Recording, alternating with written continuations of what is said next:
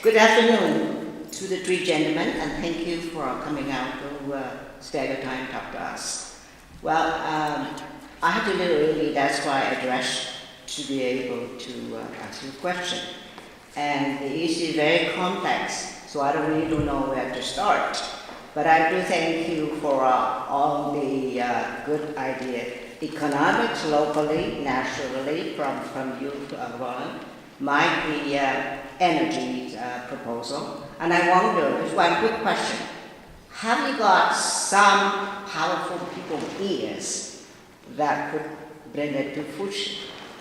Another thing is about Julian, you propose of the, you cited the deficiencies of the current oil sands policy and operation.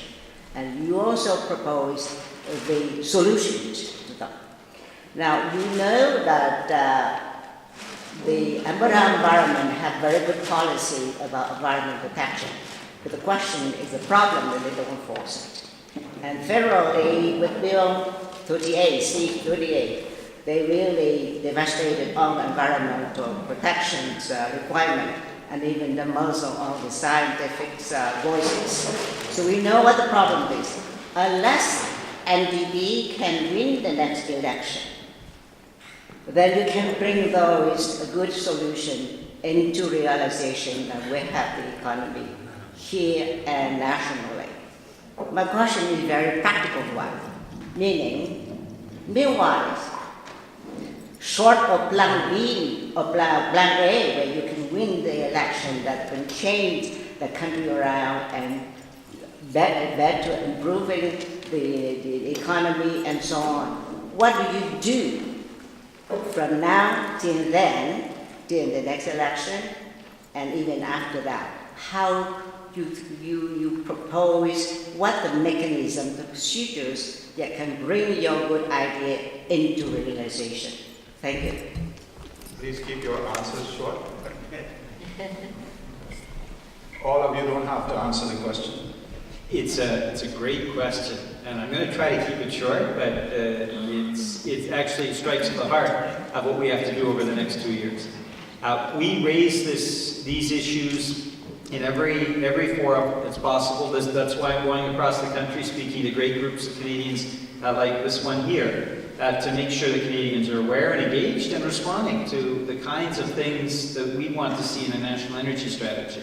We're raising it in committee, we're raising it in the House of Commons, but more importantly, we're preparing the ground for the elections in 2015, and we have an extremely exciting, dynamic caucus, 100 members strong, the first time in the history of our nation where the diversity of Canada is reflected on the floor of the House of Commons, because we have people from every background, all ages, all origins, a strong First Nations caucus, a strong disability caucus. It is an exciting group of women and men, and we are going to continue to fan out right across the country, having those discussions until we win.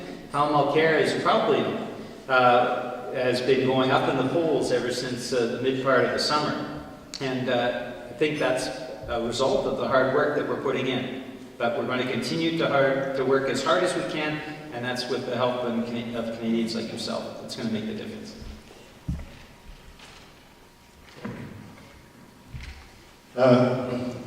I think there's already a plan in place.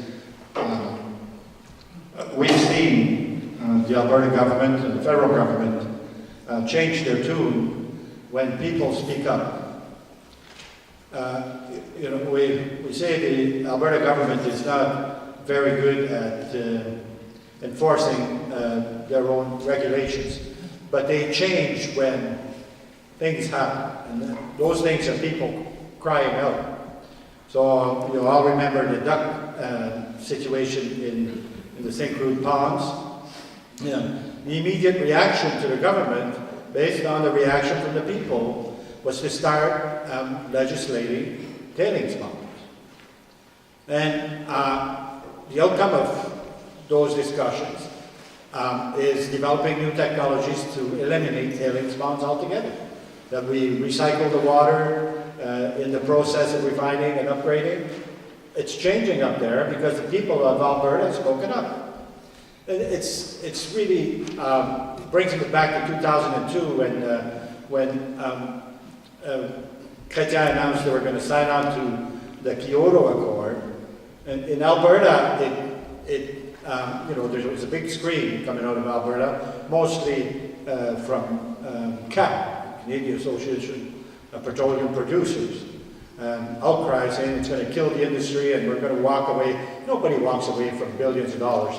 They all say in tune. But the real situation was when I was asked as a member of the union whether I supported Kyoto, union in the oil sands, and I said yes, the outcry got a little bigger.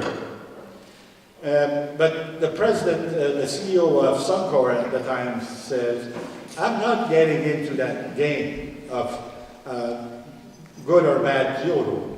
Whatever is being dictated to me by the government is how I'll do business. So nobody has intentions of getting away from the billions of dollars that they make. Of course, if you try to take a little bit from them, they're going to fight back. But guaranteed, we can take some of that money, reinvest it, we can do a lot of things, they're going to stick around. Speak up. As far as powerful voices to make a national energy strategy happen, I think you can look to Frank McKenna, Deputy Chairman of TD Bank, former ambassador to the U.S. and former Premier of New Brunswick. He's largely responsible for helping the West East project go forward, and he understands that the project is bigger than Irving Oil or any oil company in Alberta. He understands how important it is nationally. I think Tom Mulcair has displayed courage and determination in speaking out against Keystone XL and in favor of a West East oil pipeline and against the Northern Gateway pipeline. When he spoke out publicly a few months ago, he was excoriated in the public press by Harper, Oliver, and Redford. In fact, he was called a traitor when, in my personal opinion, he was standing up for Canada and Canadians. Alison Redford has showed leadership towards a Canadian energy strategy, but too much, she loses track of what she should have learned from Peter Loyd, and that is that we should be upgrading the bitumen here and not sending it down the pipeline. I think both the provincial and federal NDP would do well to channel the spirit of Peter Loyd. And he wanted all Albertans to act like responsible owners, and that means environmentally as well as economically.